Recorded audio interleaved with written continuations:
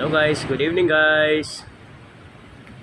Sana nakabalik dito sa kondo. Kaso lang, ang pag-uwi ngayon, ulan no, lakas ng ulan. Meron namang kaputi, pero patilayan mo na ng konti yung ulan. Para kasi mahirap din pag sobrang lakas ang ulan. Tapos, madulas ang daan. Yan. Patilayan mo natin ng konti, kahit mga 30 minutes siguro. Pwede na tayong umuwi.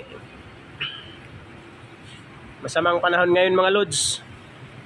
Ingat kayo sa pag-uwi, lalo na yung mga nagmumotor, ingat kayo. Slowly lang but surely. Pangit yung mabilis, lalo na masamang panahon.